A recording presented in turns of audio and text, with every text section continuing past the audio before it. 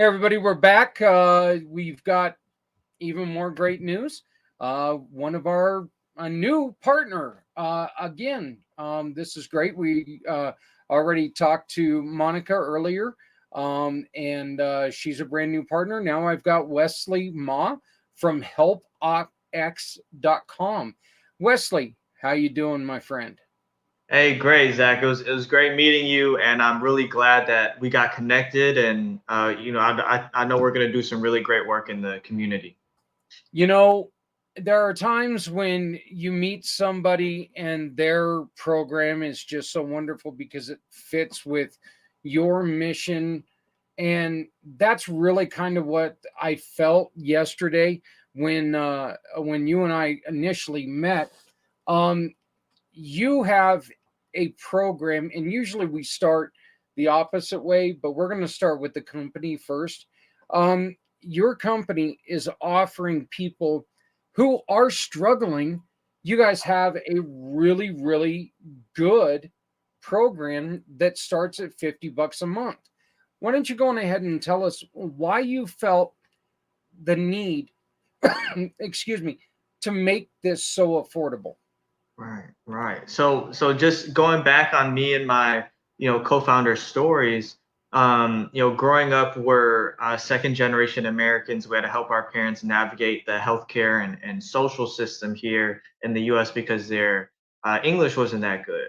And the people that really helped us out and our parents out were these nonprofits or community organizations.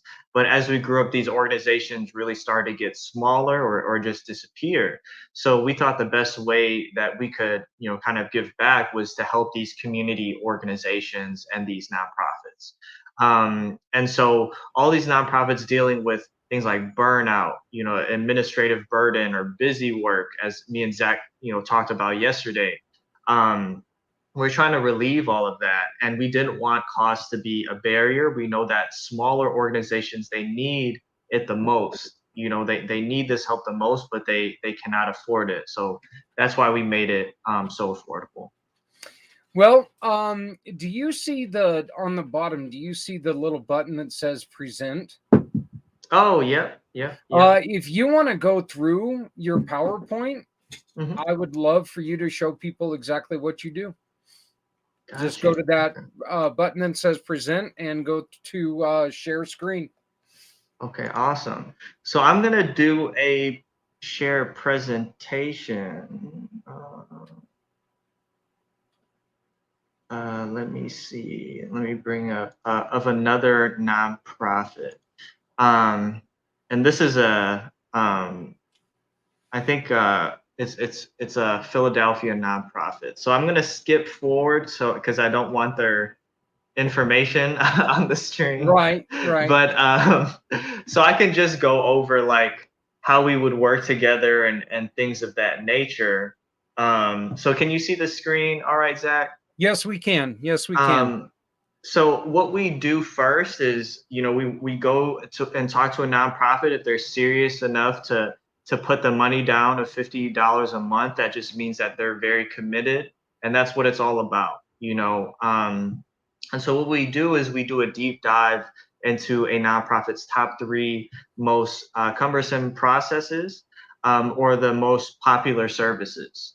And then we found out ways how to automate or make more efficient those processes using our software technology and using the past experience that we've had because we work with nonprofits all over the US.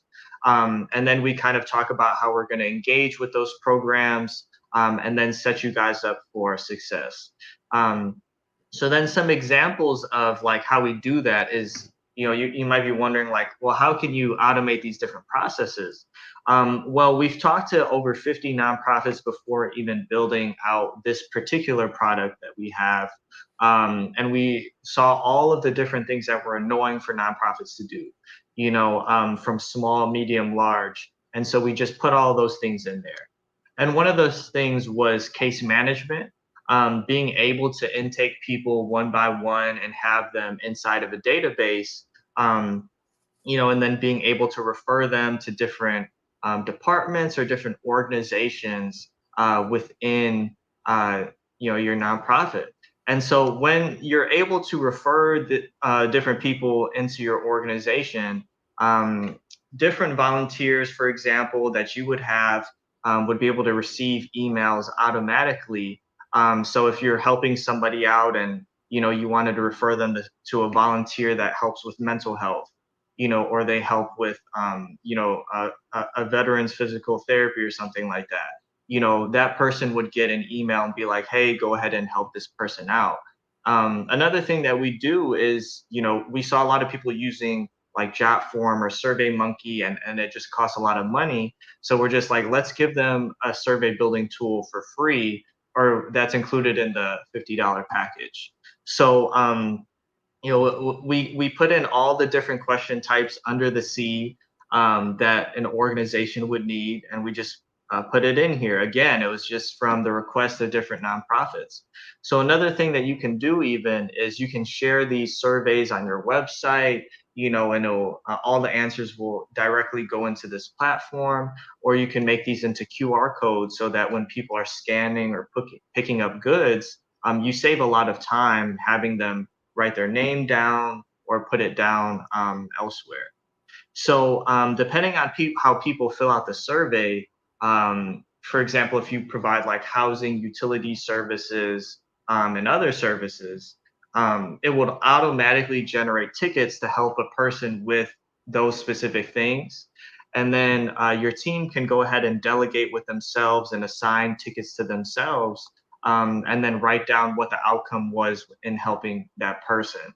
So this kind of removes the step of that we see a lot of people going through their Google forms, going through their survey forms, and then figuring out what people answered and then like reaching out to them that way.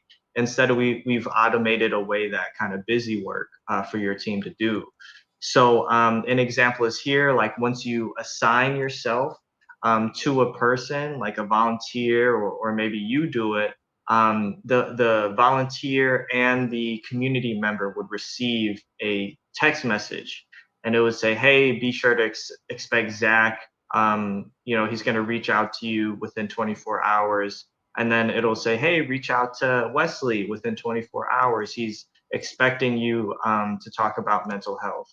And so we also offer mass text messaging services. This was a big one for nonprofits because this is taken from an Amazon Web Services phone number. So you're not giving out your personal phone number when you're doing these mass text messages, because a lot of people were complaining that people would reach out to them, when they're trying to sleep, or when they're trying to relax, and they wanted to reduce burnout. But you can also filter these different things. So if somebody came over for like a veterans related event or a food related event, you could mass text message everyone that has received those kinds of services before. Um, and another example of how to use surveys, you could send a mass text message to your volunteers, to your employees, and you could say, how did this impact your family? Or for a neighborhood cleanup, you could say, how much trash did you pick up this day, for example? And then we built in different data visualization tools for these surveys, because we knew that not everybody is an Excel wizard. We know that everybody does not have like a master's degree in like data or something like that. So we wanted to make everything very accessible, so you could show your donors, you could show people that maybe you got a grant from, all the good work that you've done. So why it's important to have everything in one platform, whether it's surveys or a database or everything like that, is you can see all the different services you've ever given to a person, and all the different surveys that they've ever filled out. So this way you can address a person holistically. If somebody comes in for mental health, but you don't know that you've helped them out with homelessness before, you helped them out with utilities before, it's a different conversation altogether. um, and so these are just examples of the text messages that engage with the community members. They don't need to download anything. Everything's text message based for them. For the nonprofits themselves, everything is web based.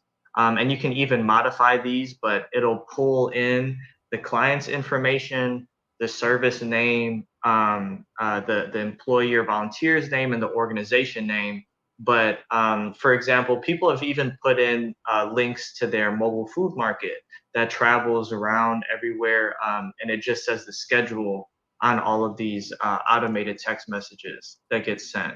Um, and you could even review text messages exchanged between mass text messages sent out to members.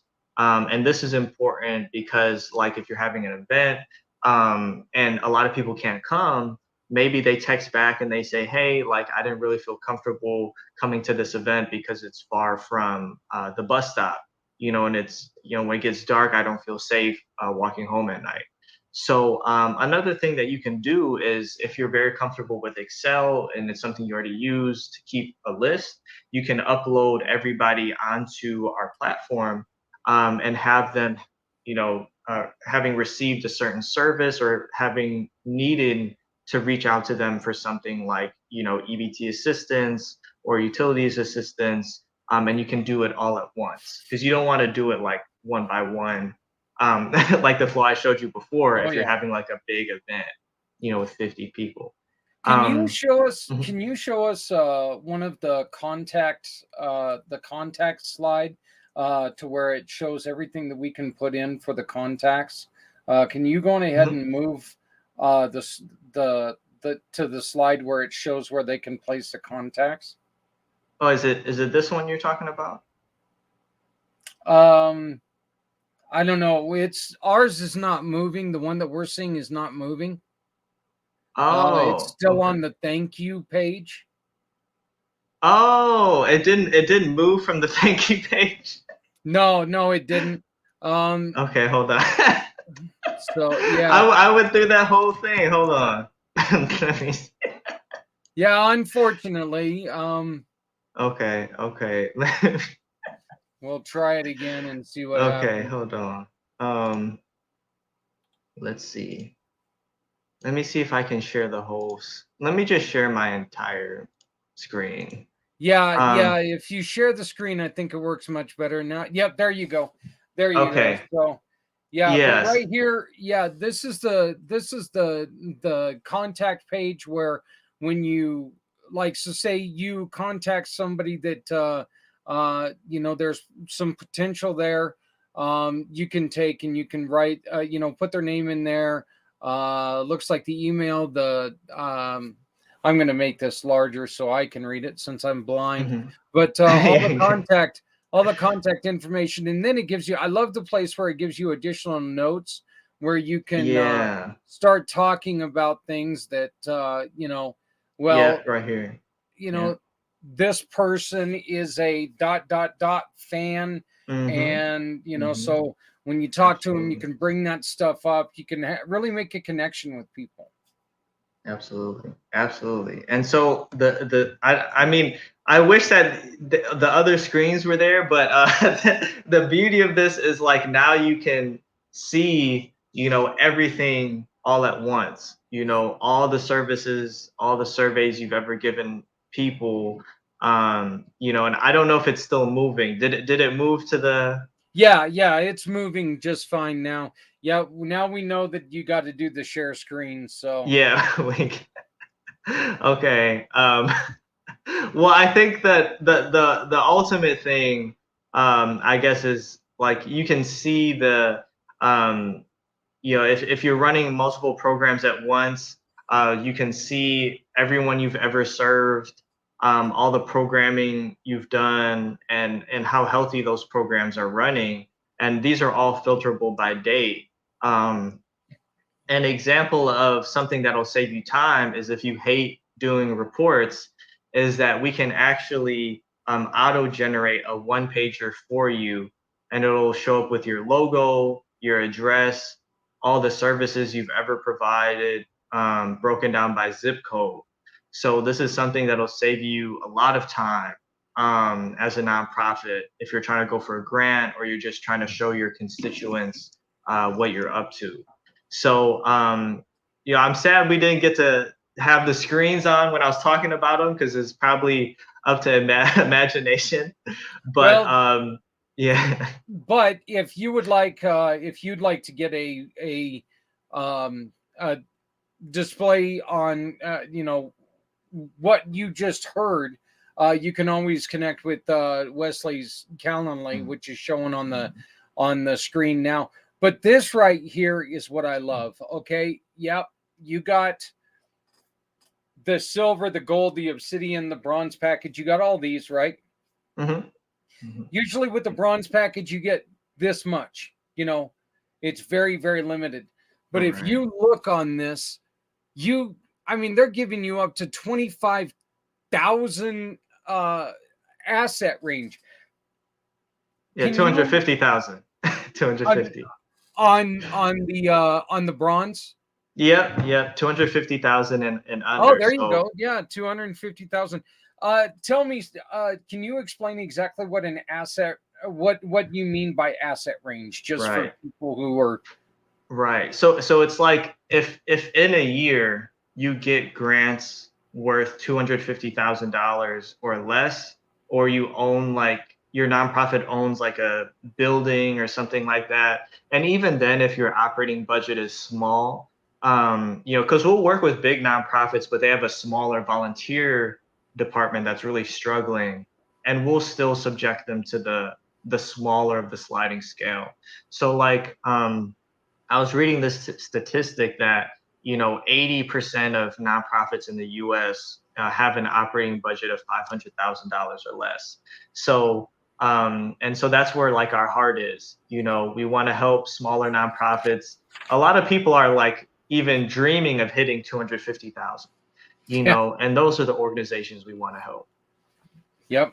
That is something that, again, we share in common, because and you and I discussed this when we talked a Yeah. little bit yesterday, that one of the worst things in the world is sitting there and hearing a nonprofit say the words, "God, I wish I would have known about you before this happened."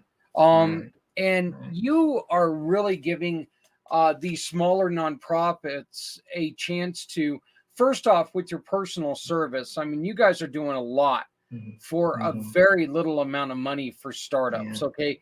Even if you're just a solo person really trying to get started, I think that, in which solo person's a little weird to say, because you have to have at least a board. But let's be Yeah. honest. Let's be honest here. There's times that your first board are just people that you put together so you can get it passed. I mean, Mhm. I hate to be frank like that, but it's true. So you know, this is let's start talking about the formation of this. It's you and a group of your friends who came up with this, right? Mhm. Mhm. Yeah, absolutely. And how old is this program? How long have you guys been around? Yeah, so our original company, we've been around for like 4 or 5 years. But the nonprofit arm is something we just started almost exactly a year ago. So yeah, but we've been working with nonprofits for a very long time. And I think we just wanted to, everywhere we went, there were smaller, struggling nonprofits that were really just, using the extra time that they had in the day or, part time or whatever, trying to make it work. But the impact they had in the community was undeniable. So these were the people that were like, we need to help these people, you know. A lot of times, and I can speak to this. There's a lot of times that a lot of the information that you guys are trying to help people obtain and remember, that's Yeah. a key word right there. Yeah. You think about it and you're like, okay, well, I'm going to sit down at the end of the day and I'm going to write all this stuff down, and by the time that you get done, it's like, did I talk to that person today, or did I talk to him yesterday, or do I talk Mhm. to him tomorrow? That's one that I've had. Okay, Yeah. why don't I remember anything from the conversation? Right. This gives you something that you can sit there, and if you have the double screens like a lot of us do, you can have that up there. They say something, you can just quickly type it in while you're still listening. It gives you all of the information, and Mhm. and just it makes it to where when you come back and you talk to them again, Yeah. it gives that one-on-one personal feel, Hmm. right? I mean, Yeah. and I once again, $50 a month for something like this. I don't even know. I use Jot forms because I use the forms themselves. I don't use Hmm. the survey. We don't do surveys very often. I haven't had Hmm. much luck with them. Do you guys have an email blast attached to that? We don't. We specifically only do text messages because we saw that people didn't have emails, like certain people that were homeless or whatever. They don't have a smartphone, they don't have those kinds of things. So to make it accessible, we just focus just on text messages.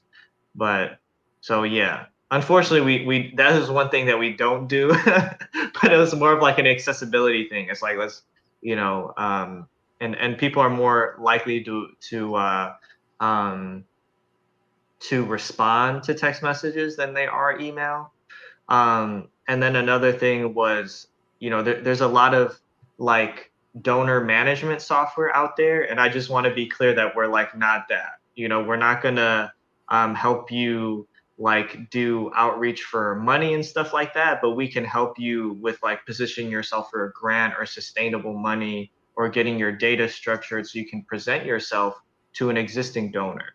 And a lot of people will say, we'll help your nonprofit make money, but we really help you service the community, and we think that's more valuable when you go to your community and you say, every dollar you donate, this is what it does for the community. This is what we did, rather than, hey, just give me money and I reach out to 10,000 people.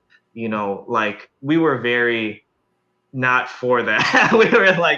We're the opposite way. Not to say that that isn't valuable, that you shouldn't have it at some point, but this is just what we're focused on.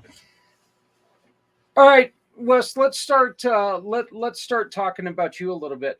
Um, when did you start getting into the nonprofit?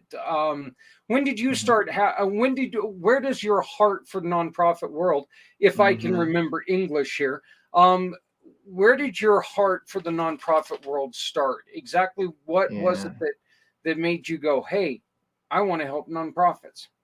Right. So I think for me, like I didn't even realize how powerful like community was and things of that nature, like nonprofits in general. I think it was kind of taken for granted. It was just like something that we would interact with. So we had like a volunteer Buddhist association that we'd meet with different members of the community because there wasn't that many Asian people where I grew up. So this was like Yeah. an opportunity for my parents to find community, and even the Chinese school, you know, like that was an opportunity for my parents to talk to people and be like, oh, hey, how are you dealing with this situation? How are you dealing with this? And now like I went back to the Buddhist association, and there's only one guy there now, you know, and it was really it was pretty sad.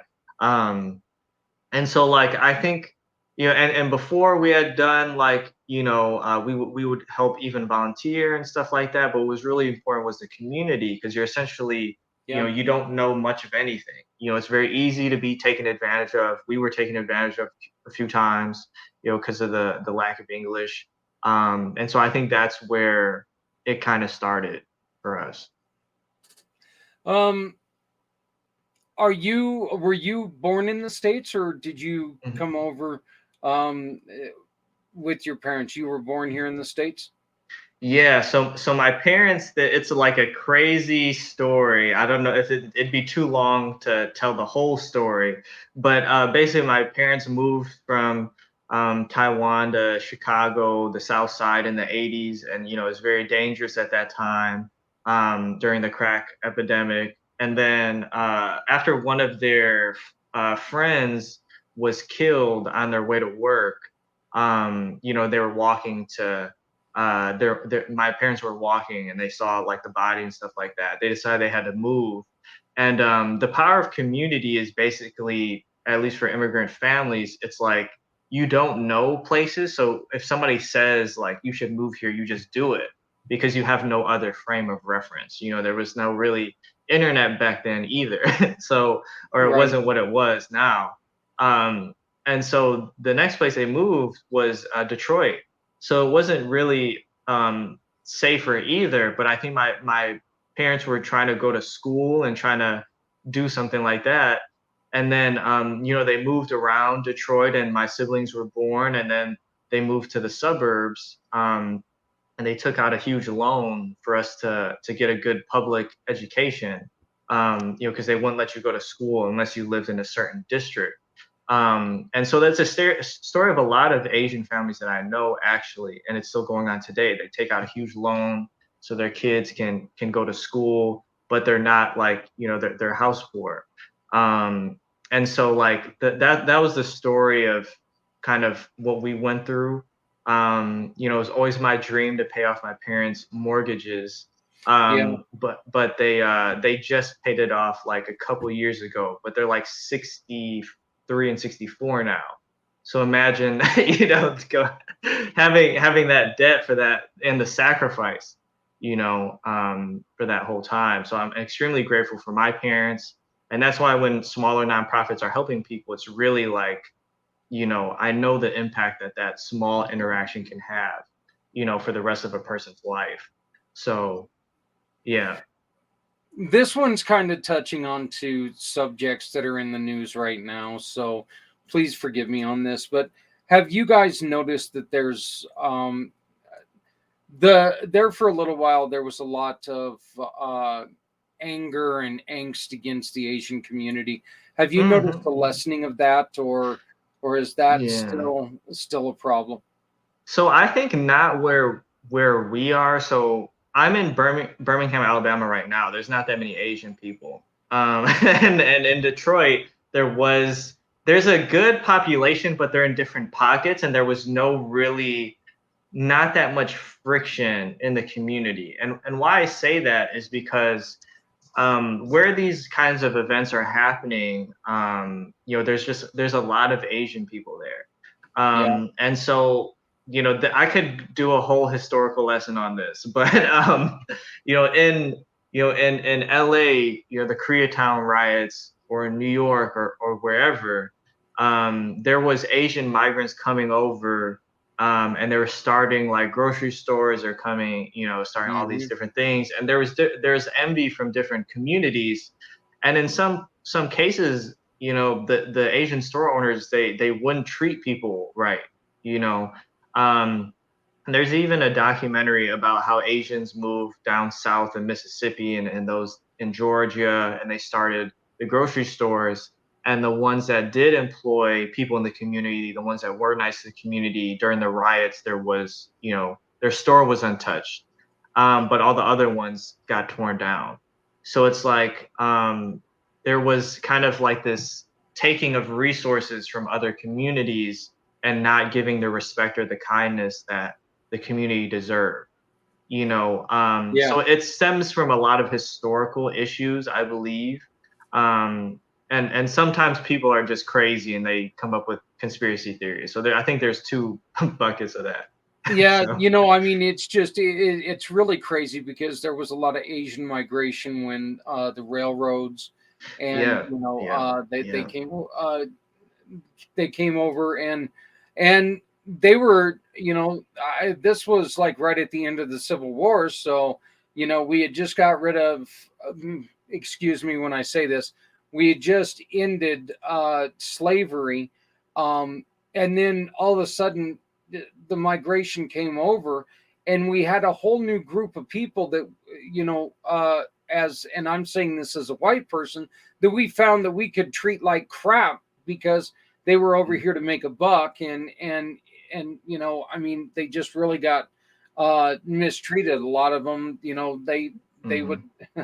when they would die, they just left them there and continued. They would work them to death. So, and then with everything that's going on in the world today, I know that there was a lot there for a little bit. I believe in your neck of the woods, there was the shooting at the that parlor, and Yeah, Vincent Chin, I believe. Yeah, yeah, Vincent Chin. and Hmm. so it's I know that there for a while there were people who were scared, and of Asian descent. They were really scared, and I just hope that, you know, uh, definitely not trying to bring up anything bad, but I hope that that's getting a little bit better, because Yeah. it's all ridiculousness. The one thing that we always say, Yeah. Wesley, is that, you know what, there's only one race, and that's the human Mhm. race. We need to make sure that we're taking care of each other, because if Mhm. we don't, this is all we got. Yeah. I mean, yeah, there's more coming every day, but we're losing more every day. So let's take Yeah. care of who's here today, and show tomorrow that there can be a better place. And that's Right. really kind of Mm. and that's again, I think that community pay it forward and help OpX is a perfect fit, because we are trying to do the best we can do for the small Mhm.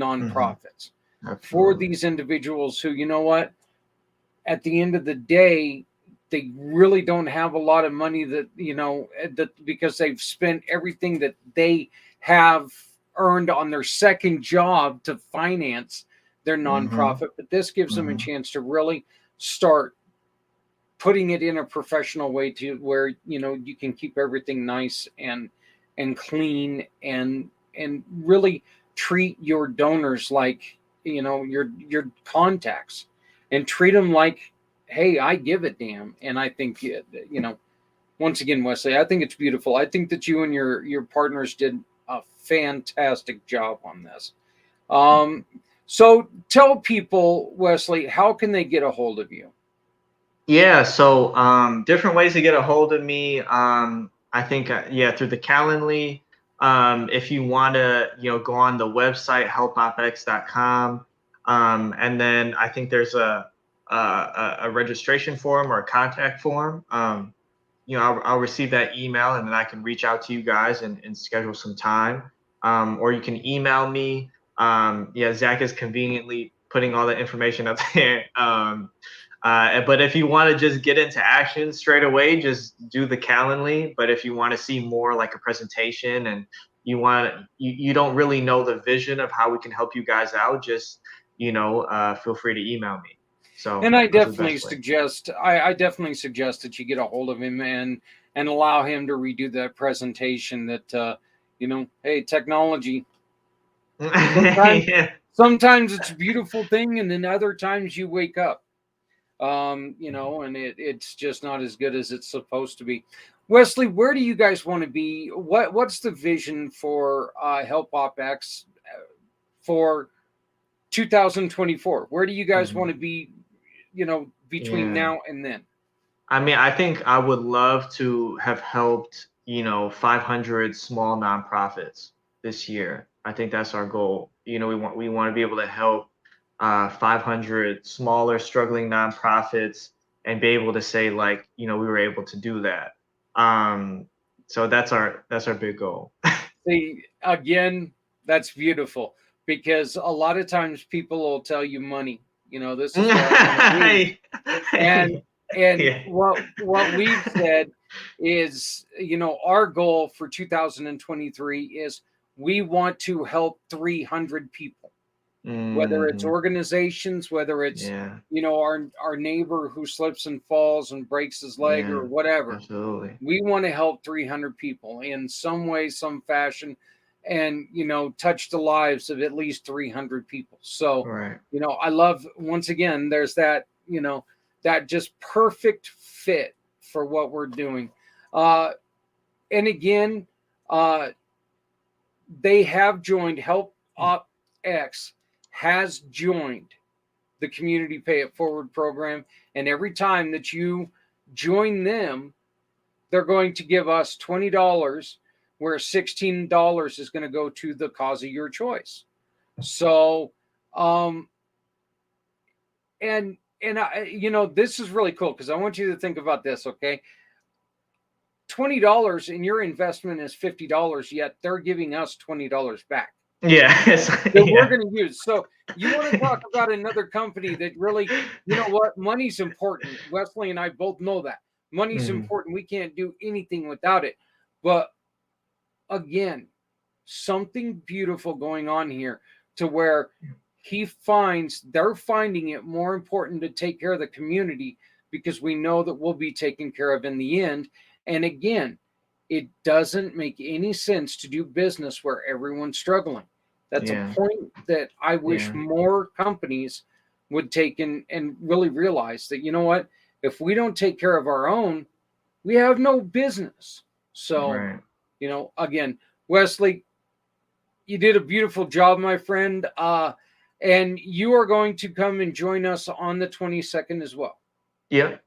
Yep. So, Yes, I will. and so we will let you know when that's going to happen, because I really think that you ought to take and we'll try this presentation again at that Yeah. time. And, we got a little Yeah. less than a month to go. But if you know anybody in the nonprofit world, please copy down this Calendly address and hand it to them. Tell them, hey, check this guy out, because this guy can really help you, especially if you know somebody who's pulling out all their hair. Mm-hmm. Okay, because they Yeah. just can't get ahead of themselves. I understand that feeling. I feel that feeling every day. So, but Wesley, again, thank you very much. Congratulations on what you guys are doing. Thank you. Tell your partners from us, heartfelt, great job. You guys are doing some wonderful things, and I look forward to this partnership with you. We've got the contract right here with you, and we're going to get it signed Yeah. and sent to you today. But Mhm. hey, everybody, this has been Zach with Wesley Ma, and we will be right back. Thank you. All right. Thank you.